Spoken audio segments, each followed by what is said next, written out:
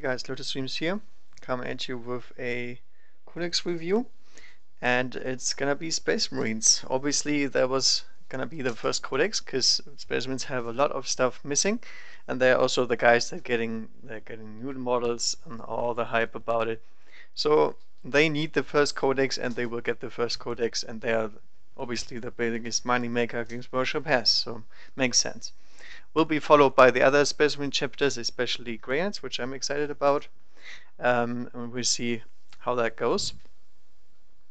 But I hope it's gonna be pretty impactful, just like this one, because I really like the choices that I have seen so far, and we will see about it.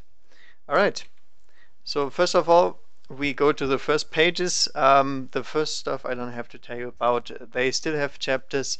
You have to choose a chapter, and then you are affected by it. You can not embark into transport, etc., etc. So you have still the normal restriction as everybody else, except we will talk about Space Marine chapters a little bit later. You still have Shendro No Fear, so you still have your rerolling morale tests, and Black Templars still cannot take any Psychers, so absolutely nothing impactful here in my opinion. That's how the book starts. Pretty slow, but you know, the index was a pretty good book, I feel. Everything here you see looks exactly the same, at least to me. I don't think there's anything that was changed here now with the equipment or with anything else. Camo cloaks were a thing before. Combat shields, 2 storm shields, all the same. Auto launchers, grapnel launchers, and graph shoots we'll talk about when we get to the following units that can use this. But just to say it, the grapnel launchers seem to be pretty good because you get unlimited vertical movement, but you can go into reserve and appear within 6 inches of any battlefield edge, 9 inches away from enemy models. The battlefield edge stuff is pretty nice, although you technically can do that with graph shoots as well if you just deep strike, because it doesn't circumvent the 9 inches away from enemy models rule, so we'll see. But as you can see, a very, very short list of war gear. Everything else is still on the units themselves, but a tiny part of the codex, to be honest. Alright, so first of all, let's talk about Space Marine units, and I'm not talking about the units as in what is a unit profile, blah blah blah. Especially, we're talking here about a special force organization. Earlier we had the only restriction was we have to share a keyword and that's it. And now it says something about you have to be drawn from the chapters to become Space Marine detachments. So you have to be Ultramarines, White Scars, Raven Guard, etc., etc. All the chapters that are in this book, not Blood Ravens or any other chapter, to become a Space Marine detachment. So a Grey Knight chapter, for example, does not count as a Space Marine detachment as per this book. They don't. All of this stuff here doesn't affect other Adeptus Astartes, although it says Adeptus Astartes. It's the shared keyword, but the book specifically mentions that they will get their own codex and so on. So that circumvents that a little bit. It sounds weird to say it like this, but otherwise they would have written something like this affects Imperial Fist, White Scars, blah blah blah blah. There's a huge list of chapters that you have to list every time some kind of Adeptus Astartes is affected, but it will grant some confusion as well, because now we have a keyword that has some exceptions to it, as always. They always make the exceptions. But okay. Then they gain Defenders of Humanity. If you're Battleforged, as always, all troops always hold objectives. No matter how much units the enemy is piling on there, as long as they can get in range, they will hold objectives. This is obviously nothing new. This is what the old objective secure rule was from the Combined Arms, and then later from the all the Space Marine detachments and Decurions. So this is obviously really good because Horde armies are a problem most of the time, and this means you can grab some more victory points by getting For example, scouts very close makes sense for Black Templars, for example. Now this is a very weird example, but it is important because they're not that bad at this edition, and getting objective points is obviously easier for them than for others because they have very large groups of troops that get into enemy lines. So that is actually something that they really like. If the enemy has the same, the amount still counts. So if you're fighting other Space Marines right now, but I'm sure there will be more objectives secure in other armies as well. And then the old rule comes back in. You're not contesting or something like that. You're just counting your units, and then the higher amount still wins. All right, and then finally, chapter tactic. If all infantry, bikers, and dreadnoughts get this, if you are Battleforged, it's always if you're Battleforged. Strategems don't apply, so don't play non-Battleforged. That's essentially what they're trying to say. The exception here is servitors, but they all gain chapter tactic if all units in the same detachment are from the same chapter. So if you're taking different detachments, it's no issue, but you can't mix your guys. If you do so, you lose your special rules. So in this sense, it doesn't do anything. I mean, why would you do that? The only reason I could think of is if you want to abuse special characters, but those are mostly only good for your own units. So I don't think there's really a reason to mix you guys, especially because the detachments are so easy to fill today. So that's fine. It makes sense, and that's all basically the restrictions and the stuff before we go into the other rules. Next is stratagems.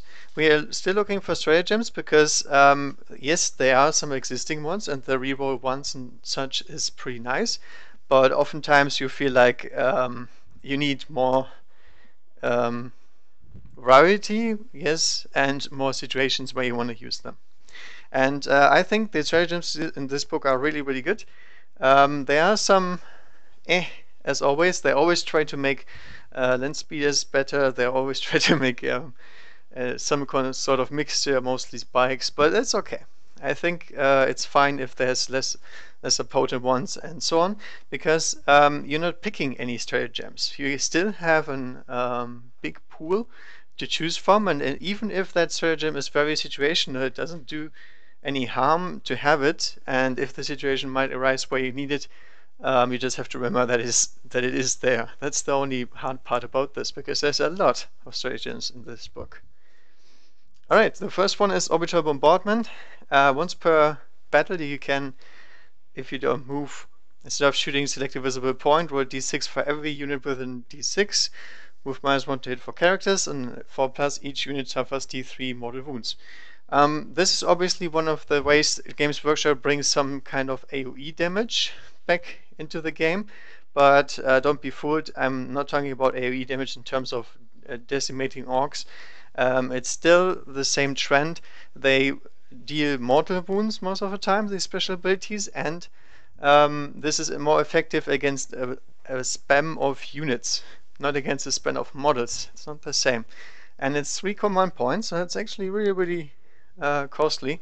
But if the enemy is clumping up somewhere, if there's some sort of Death Star sitting somewhere, this might be able to deal some major damage. Basically, it forces your opponent to spread out a little bit more than he had to before, which was he didn't have to do anything. So that's where this is most useful for. Alright, cluster mines. 1 point, scout bikes falling back, select a unit within 1, roll d6, and 2+, they suffer d3 mortal wounds. Obviously, the 2+ d3 mortal wounds is really, really good. That's obviously nice, but you have to get into the situation where you have A, you have scout bikers, and B, you have to be falling back. Now, obviously, this is designed for something like White Scars, because they have very, very good ways to go in there. They usually play bikes, but it would also make sense for something like Black Templars or the more aggressive armies. And then you can deal some major damage with this. I mean, for 1 command point, that's actually pretty good damage. and at worst you're dealing 1 mortal wound. Might be okay. Hellfire shells. Instead for firing a heavy mortar, make a single hit roll and cause D3 mortal wounds. Actually very similar, but less situational. You still have to have a heavy mortar though, so if you need to get rid of a vehicle or something and you have a heavy bolter hanging around, you can just basically guarantee the heavy bolter to do more damage than it will ever do with its normal profile. So useful. And then the last one is a very interesting one. You get relics. Relics are for free, except if you have to replace something. So they can be very powerful, and obviously having more of just one is actually really nice. And for all the relic spammers from the older codexes, you here have the option. You can pay 1 or 3 points before the game, and you get 1/2 additional relics for your army. But obviously every character can only take 1.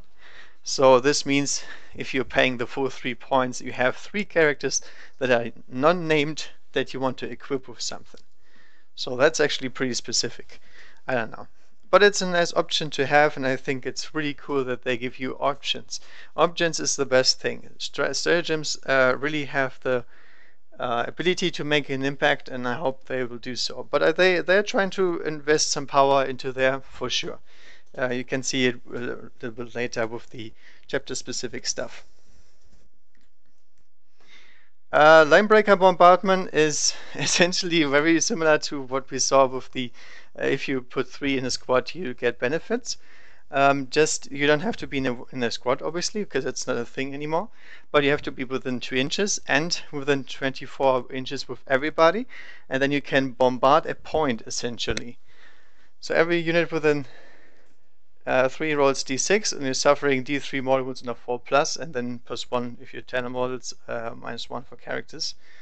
I mean, it can be nice, but don't forget that a Vindicator is dealing a bunch of wounds if it actually hits something, because it causes so much damage. So mortal wounds only make sense here if the enemy has high invuln saves, as a demon for example, or if he has some sort of circumvention of hitting, because obviously you don't have to hit here, you're just hitting the area, you're bombarding the area, and then you get the damage. For example, Harlequins have some nasty shenanigans against your Demolisher can hit anything anyway. So just in case you have 3 Vindicators lying around, you can use them. But then again, why are you taking Vindicators? I don't know. I don't see a reason to do so. So I guess not that big of a deal. But it's only 1 point. So if you have 3, use it. Killshot. Now this is more reliable because you will take predators, because predators are nice. If you have 3 of them and they're within 2 inches of one of them, you can just add +1 to wound rolls and damage when targeting monsters or vehicles. And that is really powerful. Why? Because the +1 to wound is really hard to do. Unless you're playing some Forge World stuff, your damage doesn't go above 16. And obviously that means you're mostly wounding on 3s. If you have, for example, a last cannon against anything tank-like. And that +1 is obviously never gonna overkill something. It's very unlikely, but it might tip you just over the edge where you deal enough damage with your last cannon. And don't forget, the big guns have a lot of damage. So if you're getting that 2 and you need a 3 to wound them, you're losing d6 damage, and that is a lot of damage. So making the most out of your big guns is actually a good idea. So if you're running last Pretz or something like that, it might be worth it to take a 3rd one just to activate this. And then again, it's only 1 control point, so 1 is really good. I think it is situational as well, but obviously there is flyer spam and the like there, and then the damage and the wounding is actually really nice to have, in addition to the units actually being better than the Vindicator. Data link telemetry, there it is, the usual whirlwind make whirlwinds great again. Games Workshop yearly attempt. Basically, you auto hit with your whirlwind attacks if the unit is within 12 inches and they're visible to any land speeders. So your land speeders have to be actually pretty in a position where they might just die. But then again, you're bringing a whirlwind for some reason. I don't know. I don't think this makes the whirlwind like really good. But if you have one lying around or whatever, it might be worth it. And land speeders were probably pretty good, so that would make sense as well. If you're running those anyway, you can make use of this command. But actually, again, it's very situational. Empiric channeling, not so situational. A librarian can cast an additional spell with power +2, and if there's 2 other librarians within 6 inches. Now, usually you would say, well, I only have 3 powers, I can't even get anything in match play. Now you have 6 powers, so you have much more variety, and there's a bunch of them that could go hand in hand with breaking other Death Stars or powerful units and buffing your own. And I think Empiric Channeling is exactly the best for this, because the higher you make your test, the better, because it's getting harder to deny the witch against that. So I think that's actually a pretty good one, hence the reason why it's why it requires a lot of librarians. But I think Psychers are better this edition than before, and I think this is actually a pretty good one, because the other librarians still get to do their thing. They just have to be around, and that's it. 6 is not that bad. Alright, Tremor Shells. I like this one very much. You subtract 1 from the wound rolls, which is obviously bad, because Thunderfire cannons like this. This is Thunderfire cannons, I forgot to write it down. But if you're shooting with a Thunderfire cannon, you choose to shoot Tremor Shells, you essentially lose damage, but you halve their movement characteristics, their advances, and their charges, unless they're flying or are Titanic, in which case they don't care. But for example, against cavalry, it's actually really nice to have. Against bikers, everything that closes the distance too fast and isn't necessarily a bloodthirster, but more like a Slaanesh chariot or something like that. That can be really good. I think that's a really cool thing to have, because you're not foregoing your entire shooting, but it's a tactical option you have in your at your disposal if you want to invest that 1 point and you want to bring a Thunderfire cannon. Now, Thunderfire cannons got buffed in this Codex update, so maybe they're good again, but then again they got hit really hard with the no template anymore thing. So we'll see if this is worth it, but I really like the idea here. I love this trade-off, making more utility for units that are usually not utility based. I like that. Forgeworld sometimes tries that, but mostly they're just making underpowered or very ridiculous units. So I like that Games Workshop tries to do the same. Then the very good one, Master for Marksmanship. Stern Guard get +1 to wound with their special issue ammunition. Awesome. I really like that, because obviously the poison stuff and so on is nice. Doesn't work against vehicles though, and they already have some pretty nasty AP and the like. And then the +1 to wound is actually something that helps them against vehicles, that helps them against something like monster creatures. So essentially makes their special purpose a little bit better, or let's say the damage curve is a little bit off at the higher end, and this will make them better. But then again, Sternguard always get made or break. I don't know how to say it. They get in worse or better depending on your chapter tactic. If you have like Templar or something, you don't run Sternguard. It's just the way it is. But if you get some sort of bold reroll, okay, Imperial Fists or Ultramarines maybe, this can actually make a big deal. And I would invest that point any day if I was trying to assassinate something with melter guns.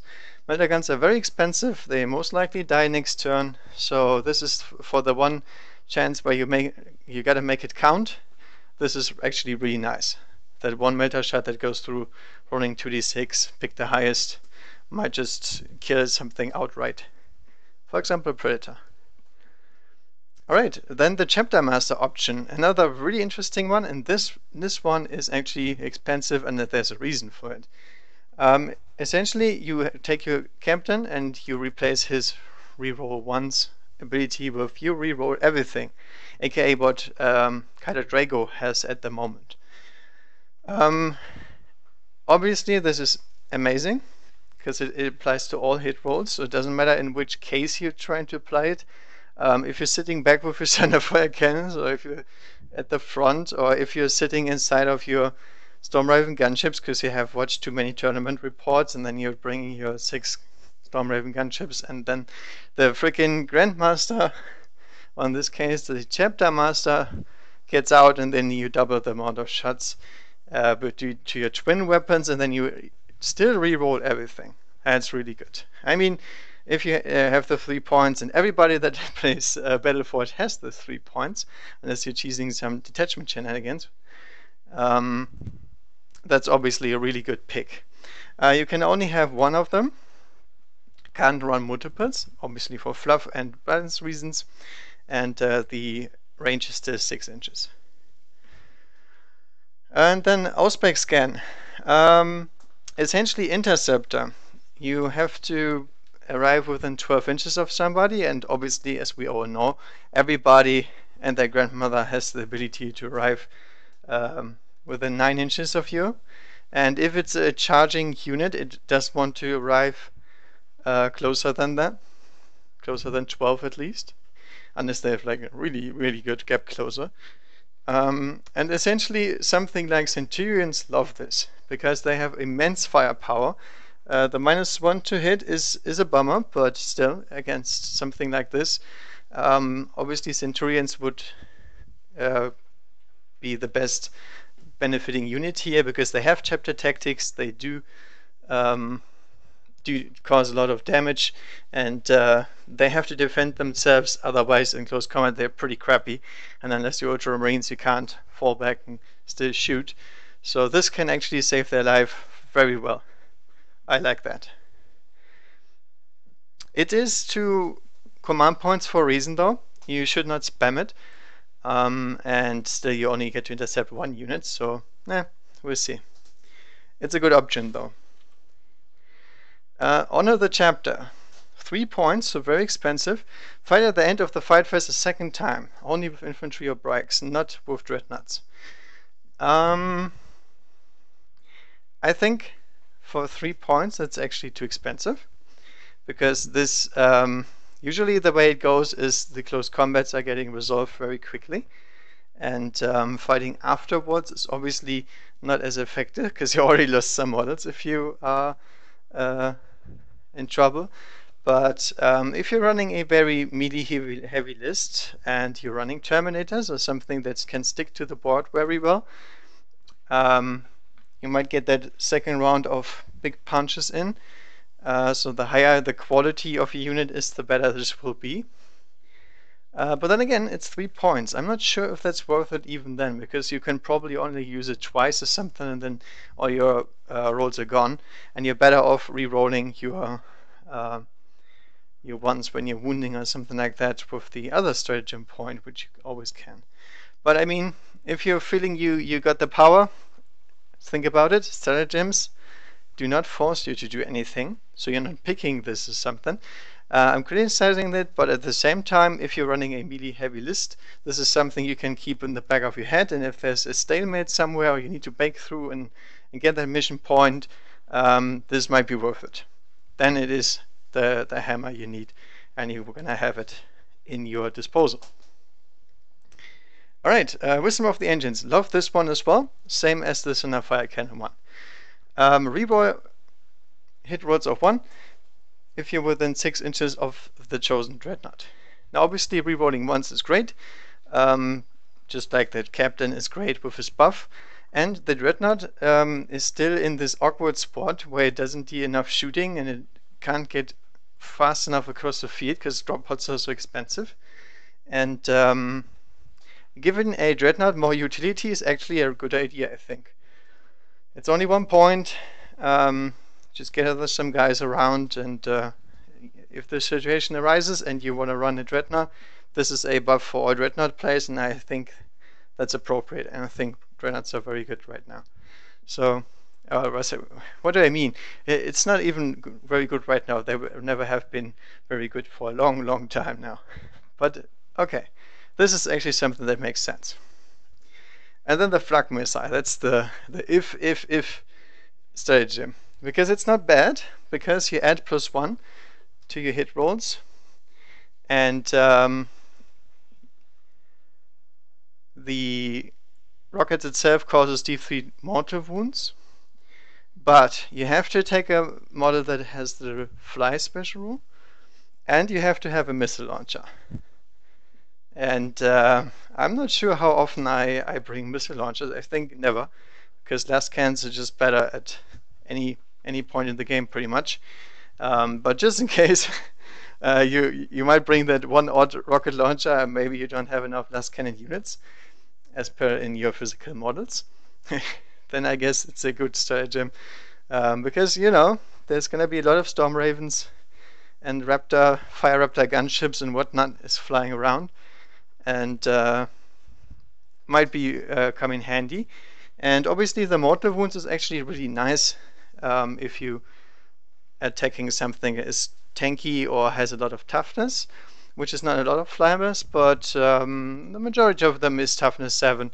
Especially in the Imperial Armor books, there's gonna be bigger fish that you can fry, and that might work better than the rocket itself, because the rocket itself doesn't have much AP to offer.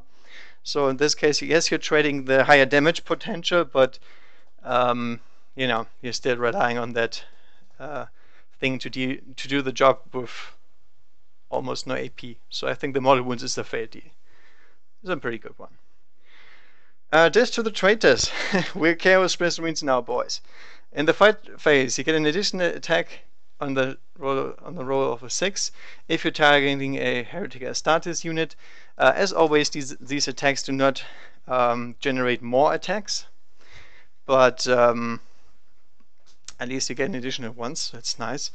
I mean, it's the classic Death to the False Emperor, just in the sense that you have to pay points and they don't, but otherwise you have obviously better options than them. So that's fair enough. Very situational. You have to have the right unit in close combat. You have to be in close combat with Chaos Space Marines, which is most of the time a bad idea. So then again, this one is probably best suited for Vanguard, for Raven Guard lists, for something like that, where you're expecting to be in close combat. And it's only 1 point, so I guess if you have a high volume of attacks, you can pull this off with Lightning Claws, for example. Not so effective when you're attacking with Power Fist and Terminators and the like, because the 6s is that's a little bit low. Alright, and then stratagems. Armor of Contempt. If you're suffering mortal wounds, you ignore these wounds on a 5+ for that phase, and obviously that is a really good one. You have to do this as soon as you suffer your first wound, and then for the rest of the phase you don't. There is a bunch of guys in the game that can deal a lot of mortal wounds. Grey Nets, for example, are pretty nasty in that sense. All Psychers, Smite, all special abilities deal mortal wounds. There's a lot of mortal wounding in this game. And for 1 point, might save your bacon if your wound pool is large enough. On a Land Raider, obviously huge, because the Land Raider has massive defensive options against anything but mortal wounds, and has a high enough health pool where you get to do your saving. And then last but not least, only in Death Does Duty End, a character dies and you can still do 1 shooting phase or fight phase with the model. Not 1 attack, but an entire his entire profile, whatever he has shooting, whatever he might have in close combat. Obviously also very situational, but in my battle report against the Harlequins, I actually killed more Harlequins while dying than being alive. This can be a pretty nasty swing back if the fight is getting close, and you're getting unlucky or something like that, and you know you had him with the next fight phase, you might invest the 2 points and say, oh, I'm gonna take him with me. That's actually a really interesting one because it is it's also pretty situational, but at the same time, um, it's not 3 points, it's just 2 points, and characters can be very, very nasty. If you imagine this on Gilliman, he will probably kill something as soon as he gets back up. And yeah, I think it's depending on what kind of warlord you have, and then you can go with this. All right, stratagems. A lot of options. I like it. I think stratagems can be a good way to influence the game, and none of these are extremely broken something. But then again, we haven't had the chapter-specific stratagems yet, so you can stay tuned for that. All right, warlord traits. This is a interesting part. These are the warlord traits that everybody can take except named characters. These cannot take this warlord trait table. It's a table you can roll for it if you want to, but you can still pick. So I would pick because there's stuff like Champion of Humanity, and you don't want that one. But okay. Angel of Death. Leadership in 6 inches is -1. I guess if you have some sort of other way of reducing morale, it might work, but I wouldn't take it. Imperium Sword. Repo charges gain +1 attack when charging. This can be actually pretty huge. It does look like it, but since everybody and their mom has access to deep striking and the like, rerolling charges is actually a pretty big deal. The +1 attack is okay, but the rerolling is actually really important because of the 9-inch charge that you have to do, which is above average. So rerolling the distance can make a huge distance. And if you make that charge, he would lose additional movement next turn, so on. Yeah, I like it. There's not a good way to get rerolling charges other than Psychers in the Specimen Codex. So this is more valuable, obviously, than in a different army. Iron Resolve, +1 wound and 6+3 no pain. So essentially a straight upgrade from the original Warlord trait. And obviously a good one if you're running this with salamanders, if you get into toughness or something like this, where you essentially want to make your warlord a little bit more beefy. Doesn't have much utility, but beefiness is sometimes all you need. Storm of Fire, really like this one. Each 6 to hit roll in the shooting phase within 6 inches gains -1 AP. That's actually really nice, I think. That could be something where you're rocking your Stern Guard, where you're rocking your Thunderfire Cannon, everything that has a high volume of shots does this pretty nicely, although it requires your warlord to sit back. So if he's playing, excuse me, some sort of defensive position where he needs to protect your gun line, this is a good warlord trait. So this goes hand in hand. He's protecting a gun line, which means he has to stay back, but at the same time, this warlord trait you pick when you are staying back anyway. So that's a synergistic effect. I like that. Weights of War. Auto pass morale test within 6. Very similar to Angel of Death. I don't think it's necessary. You have Anti-Chain No Fear, you have small squad sizes, you have vehicles that are pretty good. All of these are not affected by morale. Champion of Humanity. Add +1 to hit and wound rolls when fighting characters.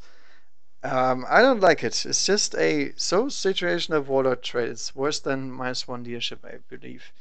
Because you have to get into the position where you get to charge somebody, and then you have to have a character that actually wants to go in close combat. If you have somebody who wants to go in close combat, you're most likely equipped to deal with everything anyway, and the +1 to hit is only necessary if you have weapon skill 3. I don't know, maybe on a type of librarian where going for enough tankiness so that he can actually fight. Maybe, I don't know. But I think there's better ones. I like the Storm of Fire the most if you're going for shooting. Imperium Sword is decent enough, and Iron Resolve is good, and the other ones are more meh. Wouldn't necessarily want them. Relics. Relics are completely different now because, first of all, the name characters can't take them at all. They already have relics, so they can't take them. You have to have a Space Marine Warlord, otherwise you can't take relics. So if you're allying in Space Marines, you do not get access immediately. You have to make him your Warlord. So that's a good way around cheesing good artifacts in the game. You can only give the relics to SM characters, not to sergeants or something like that. And if they replace weapons, which they will say on the data sheet, they still have to pay them, which means the relics are absolutely for free if you pick the wrong one. The wrong one? The right one. If you pick the wrong, they still cost you like 25 points. I don't know, it's not even comparable to what they did before. But obviously they lost a little bit power as well, I'd say. We'll see about it. So first of all, the Primarch's Wrath is back. It's still crappy, it's still a bolt gun and a relic, and your relic slots are now even more valuable because you only have one, other than paying the points, obviously. Range 24, Rapid Fire 2, Strength 5, AP -1. It's 2 damage. It's not bad, but I would only take it if I don't have any money or any desire for anything else. So no. The Burning Blade is actually really interesting. It's Strength +2, which is okay. AP 5, which is like, what? They only damage 1. I don't know what's up with the AP 5 though. There's rarely an occasion where you actually need AP 5, and in that sense, where you need AP 5, you most likely are fighting something that has an influence save, in which the AP 2 or AP 3 would be absolutely sufficient. And then again, tanks and all that stuff, okay, they have high armor values maybe, but you're only dealing 1 damage with each attack. So it's a little bit random. It's good against low wound, high armor targets without influence saves. I was gonna say Centurions, but those are 3 wounds each, so not even that effect. I don't know, it's a weird profile, I believe. You also pay the points for the power sword. That's why I wrote it in front. The armor in Deominos, for example, is entirely different, because earlier it was like 40 points. Nobody was paying so much points for a 2+ armor save that does something sometimes. Now you can essentially say, oh, that librarian, he looks a little bit squishy, let's give him not a Terminator armor, let's just give him a 2+ armor save and a Storm Shield. And there you go. You essentially have a artificial armor on any Space Marine character that you want. And then once per battle you can activate it and get a 3+ influence save, which is really good if there's something coming for you. If there's I mean, characters are more protected than in the older edition, and in this sense, if the enemy suddenly gets positioned, your units getting wiped out, and the situation is out of your control, that shield might save you for long enough that you can dive back behind your units and save yourself. I like that. It's not a bad item. And then the hype, the Shield Eternal. Somehow the Shield Eternal is always good, no matter what. Now obviously you're paying for a Storm/Combat Shield, which is not that much, just 15 points. And you get a 3+ influence save, which is the exact same as before, but its secondary ability is so strong, it halves all damage. Which is like, what? There's not much in the game that can actually kill you now. It's really good in combination with something like the Phenopain Warlord trait or +1 wound, So they can make some really beefy units here. You can't recreate Smash Fucker necessarily, but it's pretty close to survivability against high damage. So essentially you can still getting drawn in attacks and you're still dying to orcs in 2 seconds, because that's where the Shield Eterna is not going to do anything in comparison to what the Armor Dominus does for cheaper.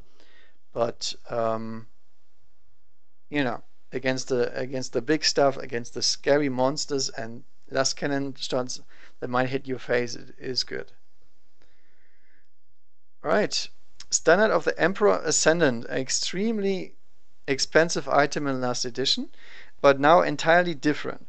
First of all, only company Ancient or Primaris can take it, and you get +1 to the usual banner effect, which means you essentially get a free shot or something. I don't know. It's a little bit weird. Not sure if that's too much power. Then units within 6 auto-pass morale test, another reason not to take the warlord trait, because this is obviously good. And then -1 for enemies, which is what I was saying about the other warlord trait. If you get the ability to stack a bunch of minus leaderships, that's actually pretty good. Can work well with psychic and can work well against units that actually take psychic tests.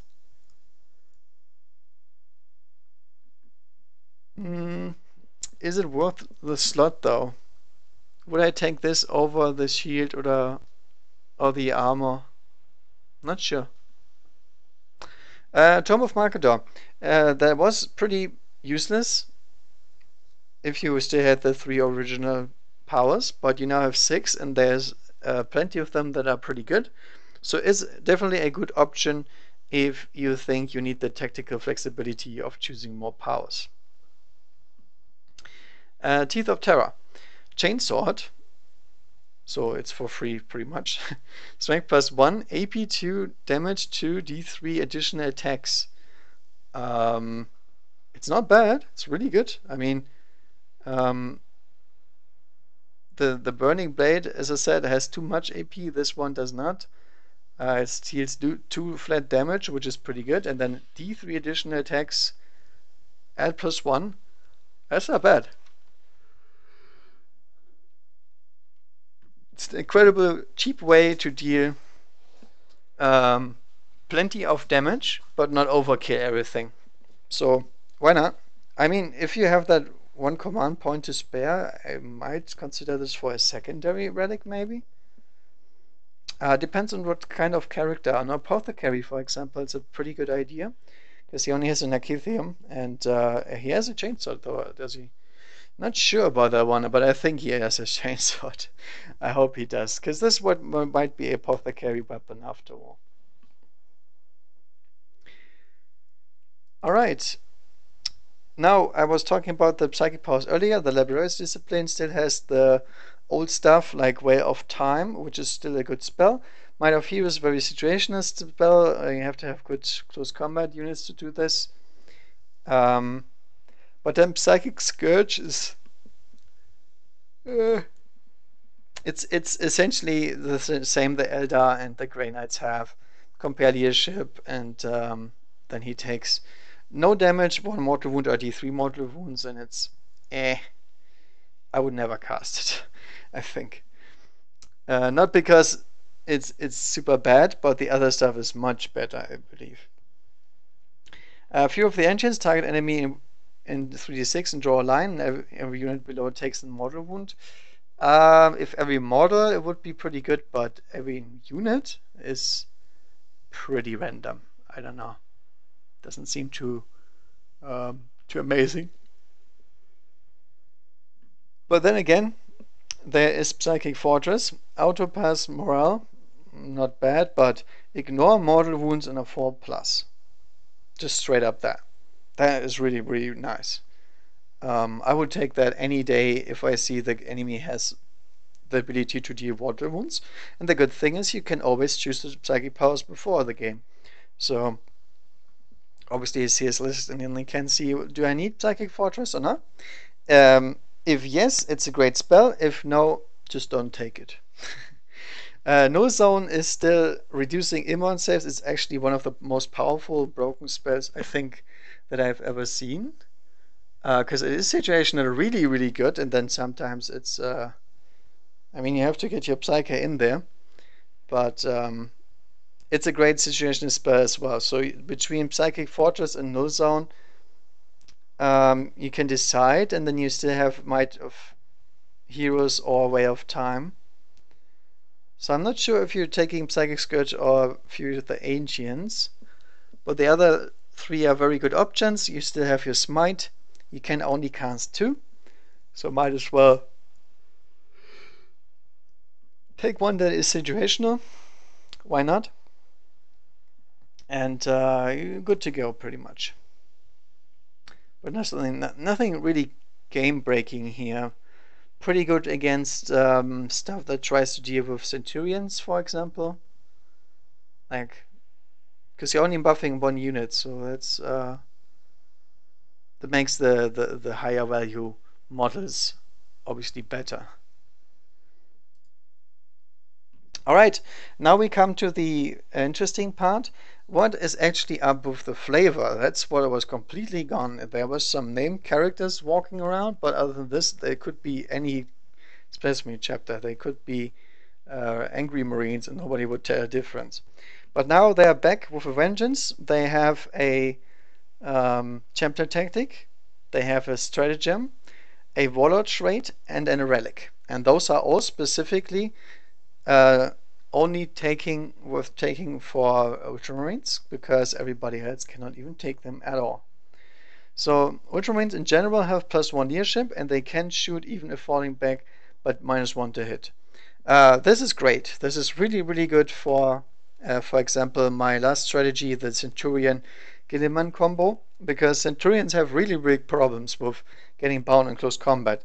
And then there's guys coming from everywhere. There's flyers coming across the field, very, very fast, flying monsters, creatures everywhere, assault, whatnot, Dienstler cults. There's so many ways you can die, and if you're getting locked up in combat with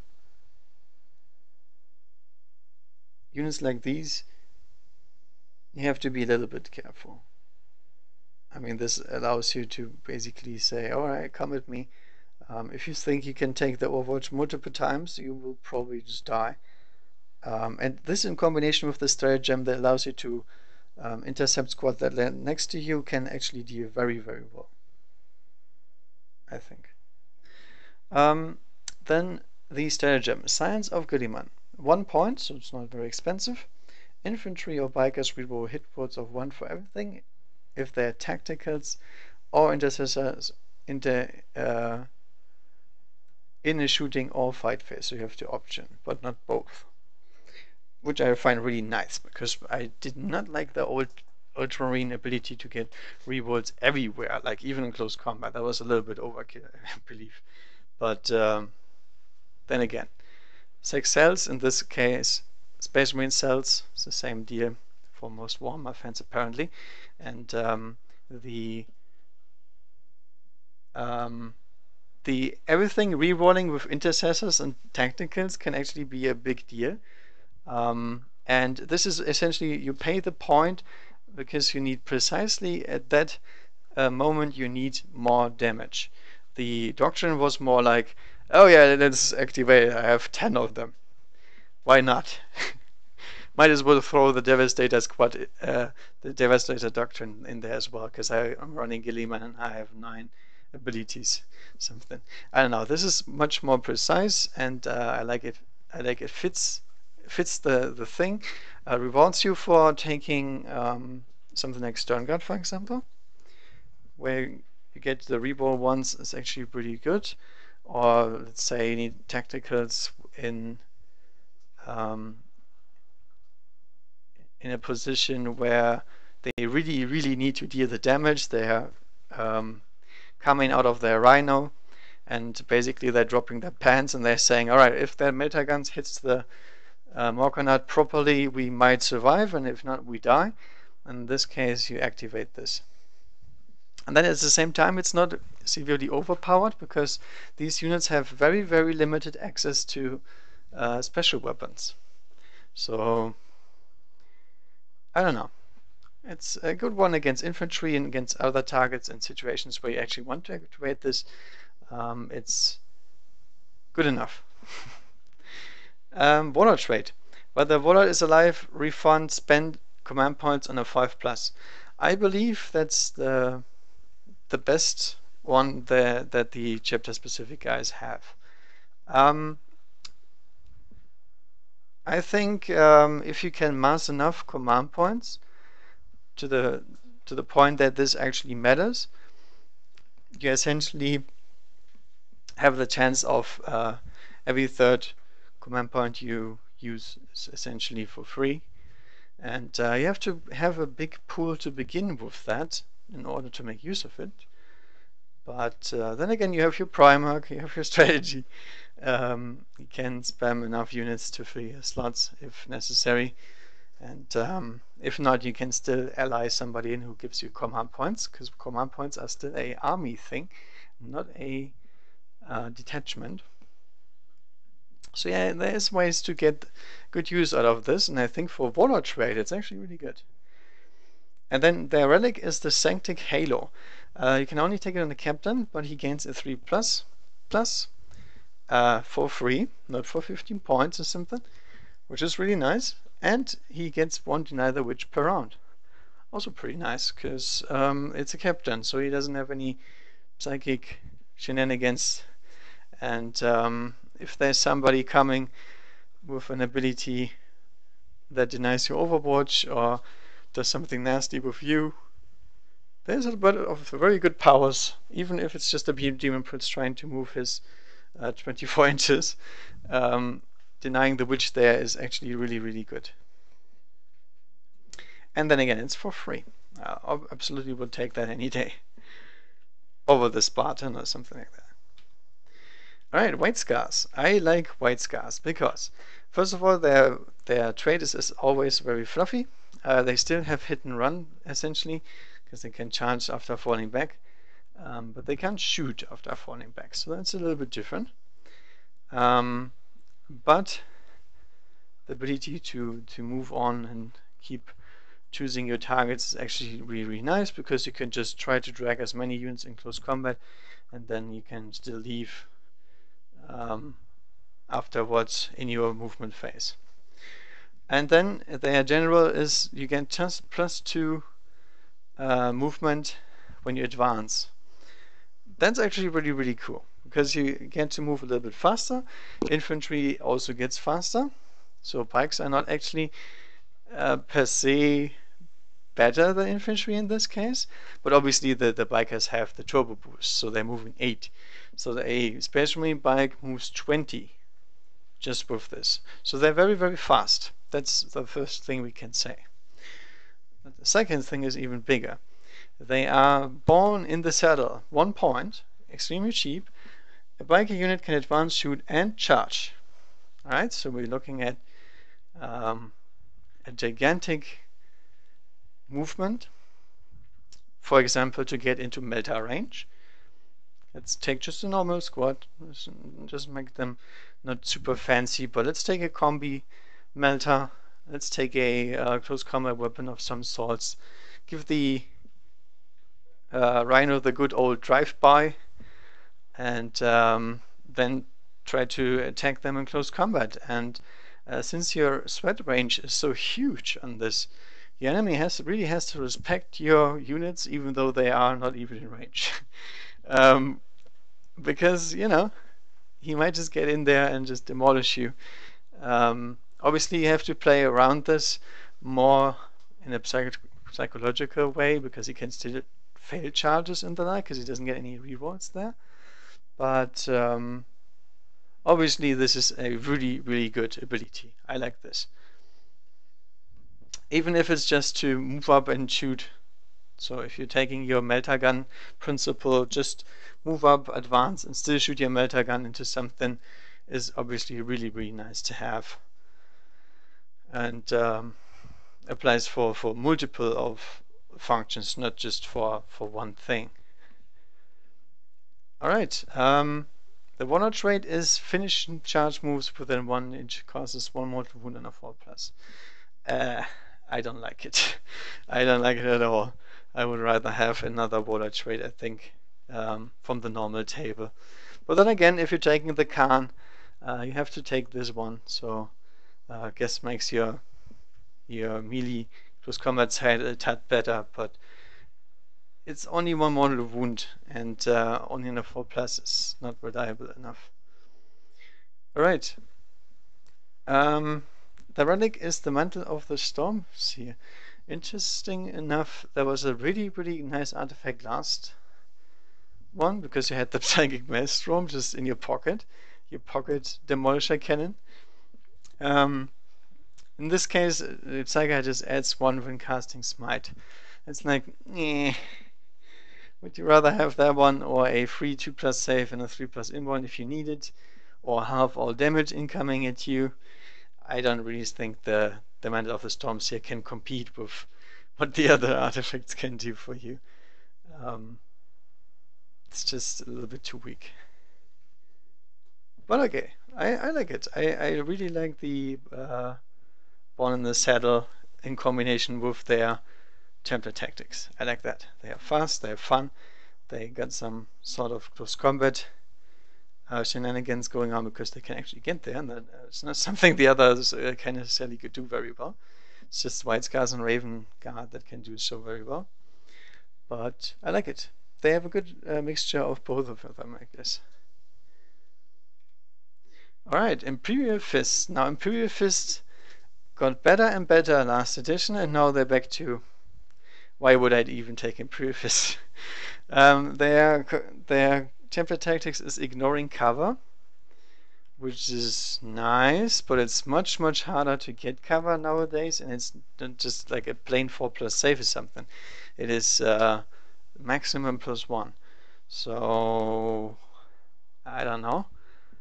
Against some units it's okay, but situational, like very situational. You reroll wounds against buildings is like, it's just an insult in my opinion, because nobody plays with buildings, and if there's ever a point where the buildings get great, the Aryan Warriors will probably get the better trade. I don't know. It's weird. Their stratagem is bolter drill, so that's not their chapter tactic anymore. Every 6 with a bolt weapon adds another hit roll. And that's where I was talking about the Stern Guard. The Stern Guard stuff, this stuff here, even in match play you can activate both on the same turn if you want to, because obviously they are not the same. You cannot use the same one multiple times. But now we have great tactical options with the stratagems if we want to. And this would be one of the things where I'd say, yeah, that's actually pretty nice. Obviously, bolter drill is better the more volume you have.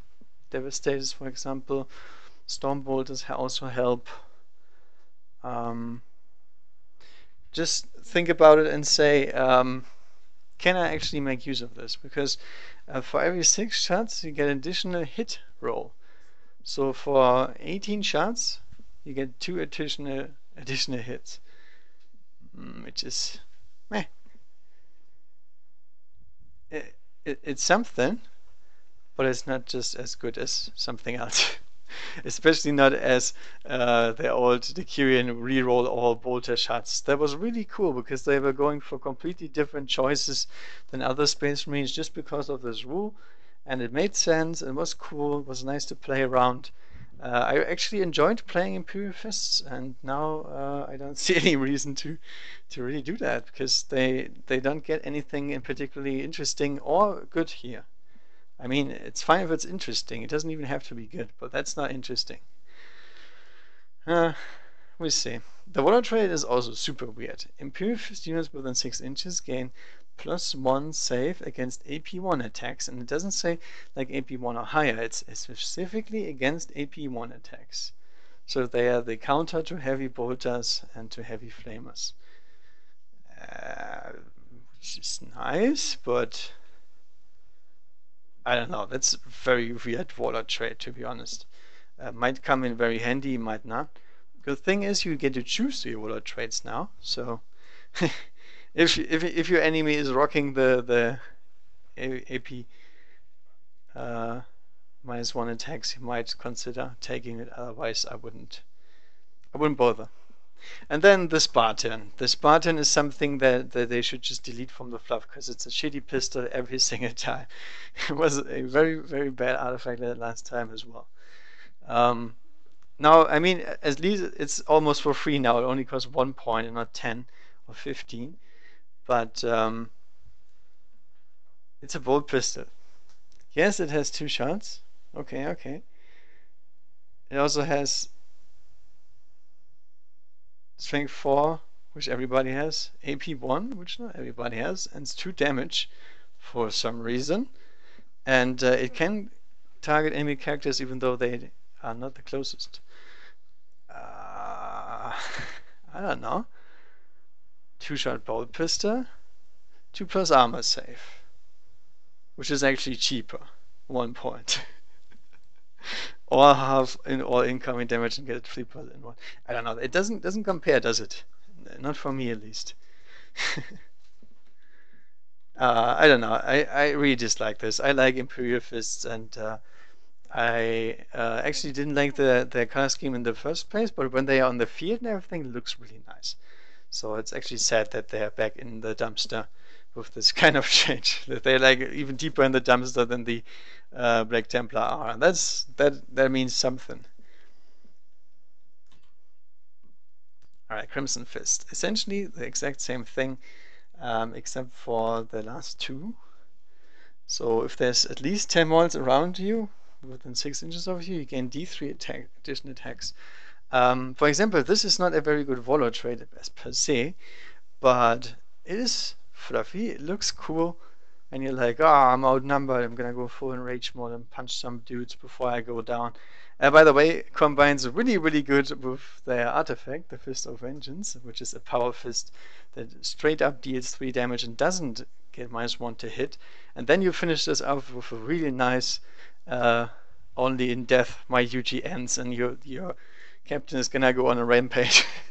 You might obviously he's dead afterwards, but still, that's actually really, really funny, considering this is all you get. And then you got your shitty rerolls, and you know, if you get some buildings, I guess you can do something. I don't know. But really, like realistically speaking, I probably would take the Crimson Fists over the Imperial Fists. I don't even think we have Crimson Fist skins, but okay. Alright, Black Templars. I'm always mocking the Black Templars, but they were pretty shit last edition. So it's not even a thing. Whatever. Reroll charging. Reroll charging, nice. Everybody and their grandmother wants to go into assault, especially the Black Templars, and getting in there is actually a good thing if you have specialized commandos and chaplains and whatnot that want to get into close combat. So obviously this is something that helps them out. It is situational, unfortunately. It doesn't help them as much as others, but still, it's something. Then Abhor the Witch. That's actually a really interesting one. You can deny a power manifested within 24 inches on a 4+. It's 1 command point. Why not? And it doesn't say it has to target you. It's just to deny the witch into somewhere. Actually, a bunch of spells really screw over melee. For example, reducing your saves, reducing your hit rolls, buffing up the enemy, you know, all the shenanigans. And this is actually a good way to shut them down, because you don't have any Psychers, because you're Black Templars. And it's a deny the witch. I mean, what are the chances of denying the witch otherwise? I think they're not much higher than the 4+ you get in here. I think it's fair game. Alright, warlord trait specifically for them is Heroic Intervention, has a range of 6. It's okay. I mean, you have the Empress Champion, you have your close combat stuff, okay. But still, I probably wouldn't take the Heroic Intervention and get something that helps me fighting in close combat. Which is, I don't know.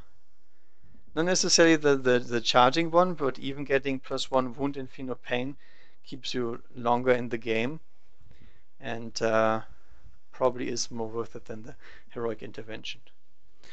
The last thing is the Crusader's Helm, increase aura ability range by 3.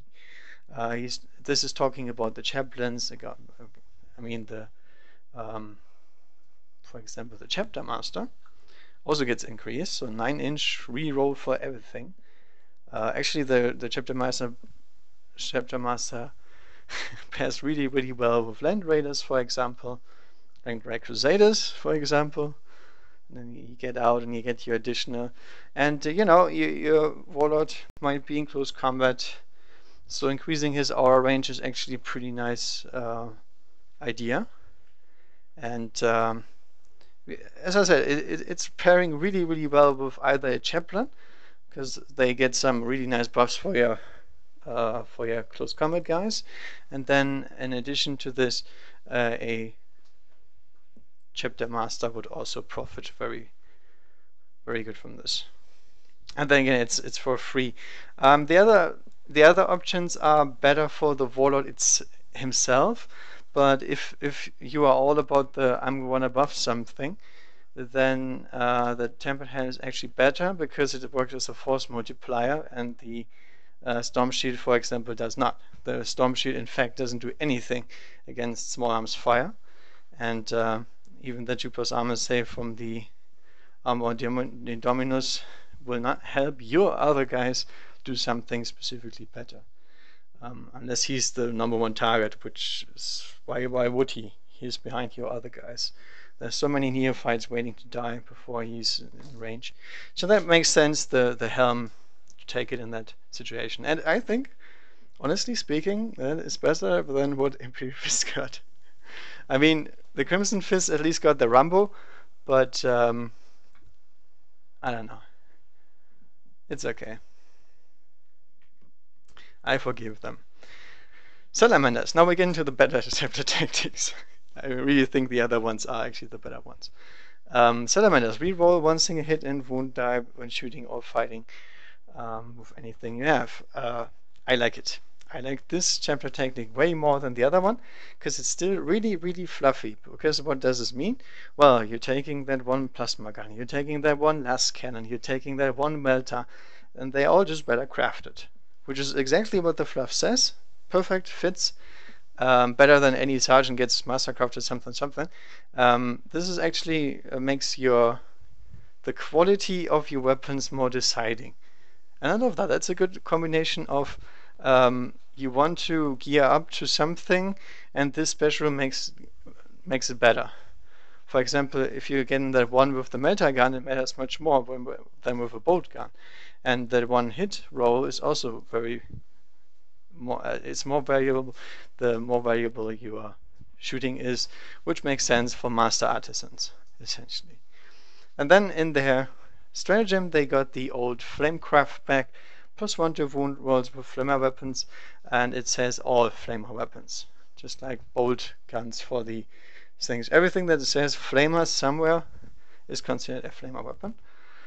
And I don't know, maybe there's some great Primaris Marine that can abuse this. Otherwise, it's pretty hard to get as many flamers into something that can actually attack and has chapter tactics.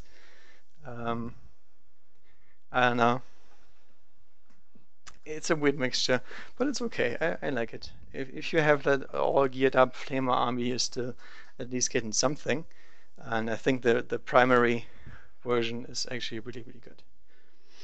Alright, warlord trait, +1 strength. I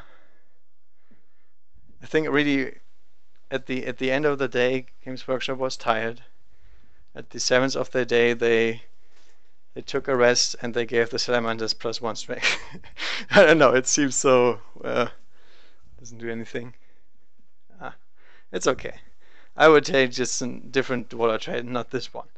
Maybe the charge reroll distance and +1 attack or something, if you want to go close combat, that is. Alright, and then the Salamander's Mantle is an old classic, +1 toughness, very boring, but nevertheless good. It's not a bad option by any means, because it means you need strength 10 to wound your Space Marine Chaplain or something, I don't know, Captain, Grandmaster or something, that can actually move the threshold up by a lot in terms of what it takes to actually punch him down. Yeah, it's a situational thing though. Sometimes the Storm Shield will be the better option, and you'll have to see what the meta brings, essentially. Raven Guard, my favorite out of this book, for sure. I always loved Raven Guard because they were one of the Space Marine Corps that actually get to play around with reserves, coming from the flanks and whatnot, and they actually preserved this. I like that. The first one is the good old first turn shrouded thing in better, because obviously -1 to hit rolls is actually really, really good. You want to be Harlequin in that sense now. And somehow Raven Guard are always waiting for the enemy to make a move and then punch them down with some sort of assault. And there's always something in the back, sitting back and shooting and holding objectives. And that's exactly what this buffs. Makes them more survivable. And obviously not only first turn, it's also on the other turns, which means your tactical decisions, when do I get to strike with my teams, is actually bigger than before, which I like. And then the stratagem is, in my opinion, the best one there is. Go into reserves, but appear before the first turn. So you get your full movement.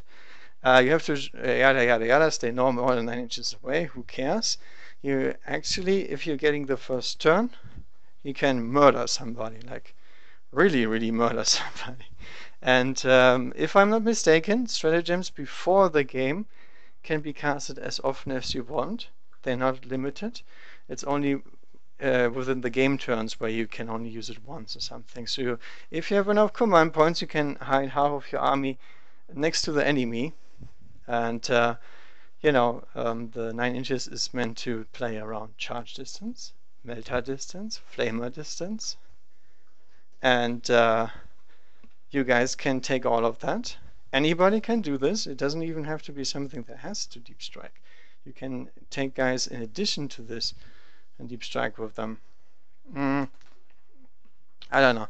It's just a very, very valuable option, and it doesn't add immediate power, but strategic depth to an army that obviously is exactly that. I like that. Lovely. Alright, warlord trait, no Overwatch. I think the second best in what they have there, because all this stuff is so janky, and no Overwatch, in addition to this stratagem, is actually a really good thing. So, for example, if the Centurion squad is coming in there, and you're thinking, oh, do I charge them or not? Your Warlord goes first, binds them in close combat, then the rest of your guys go. Vanguard are very squishy Marines, and if you're going for the classic Raven Guard style, you're gonna take Vanguard, and then it's good if somebody takes the Overwatch and not the expensive models that die so quickly, just like normal Marines do. So not even a bad warlord trait, I believe. And then, even better, Raven's Fury. It's a jump pack, so you're paying the points for a jump pack, and you have to be able to take one. But if you take this one, you can advance and charge, and you also get to reroll the charge distance. I mean, what else do you want? You're moving really, really fast. You're deploying their face. They can't overwatch you. You're like the living nightmare of any army that cannot deal with models deep in their lines. I really like this. It's a really cool combination, and it's itching me in my lightning claws already. I don't know. This all makes sense. You can see the reason, and not re-rolling wounds on buildings or something. I don't know what they are thinking when they're writing rules like these, but that's okay. Now the Raven Gun is still fine, so that's good. Iron Hands.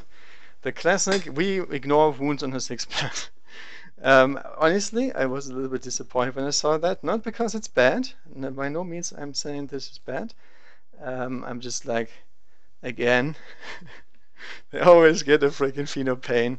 Obviously, this is a better version of the Phenopain they used to have, because they can't get instant kill. You always get your 6s.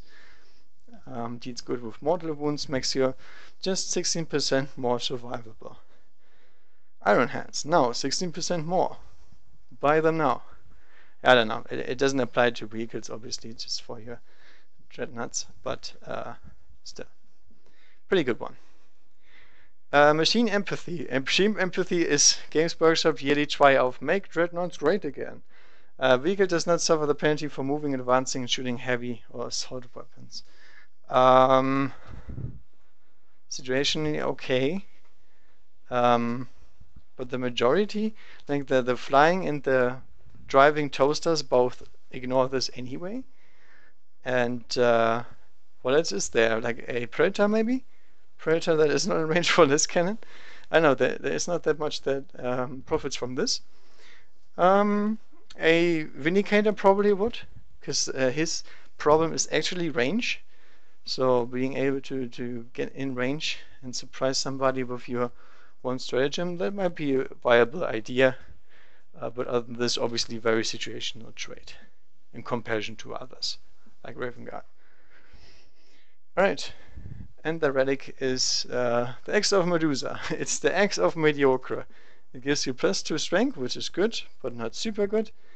AP2, which is okay, but not super good. And damage 2. It's a good all-rounder, essentially. If you want to punch somebody in the face and the Burning Blade is a little bit too yanky for you, this is the right axe. Obviously, you're paying the points for Power Axe, don't forget that. Obviously, this is better than the Power Axe in any sense. But the problem is your 6+ Pheno Pain pairs really nicely with +1 to your wounds, and then a good armor save, or maybe a Sheet Eternal. There are so many combinations where the Axe of Medusa will just fall out. I think it's just not a power fist. It's not even for free. So I don't know. I think it's not bad, but there might be situations where I'm going like, nah. If I'm running Iron Hands, I'll probably get some sort of Smashfucker setup, and in that setup, the Axe of Medusa is probably not the right option. There's better melee options to take than the Axe itself, and then you get added survivability, which will pay off more than the Axe probably will. But nonetheless, it's not the Spartan. It's not that bad. So we're happy. Alright, that's it. That is my review for now. I will talk tomorrow about the Primaris Marines and what stats changed.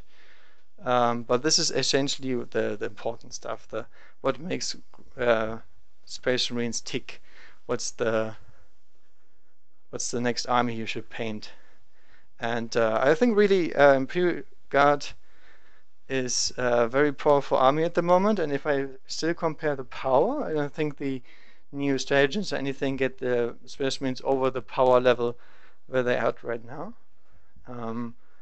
They buffed the Thunderfire Cannon, which I already know, which is a nice idea and stuff.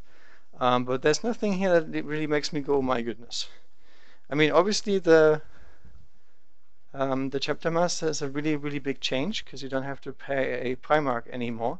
In fact, you can take any cheap guy you want and just make him Chapter Master, no problem. So that will add a lot of rerolls to everything.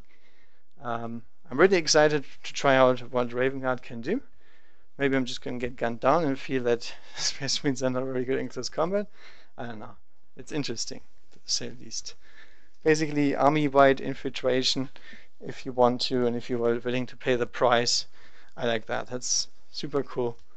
And obviously makes something that makes these new Space Marines better than the Index Marines, just because they are more fluffy. That's all. Yeah. Again, as I said, I'll talk tomorrow about the special characters, and then about the primary stuff, and in between marking down if there's really important stuff happening, what changed and what not. But other than this, I can assure you the majority of the Codex is still as it was before. There's nothing really super fancy that you're missing. It's just the new model, and that's it. Alright. that's it for me. I hope you enjoyed watching. If you have a question, leave a comment below, and I'll see if I can answer it. And if you did enjoy, leave me a like. Always happy to see that. And then I'll see you guys tomorrow. Happy warming again.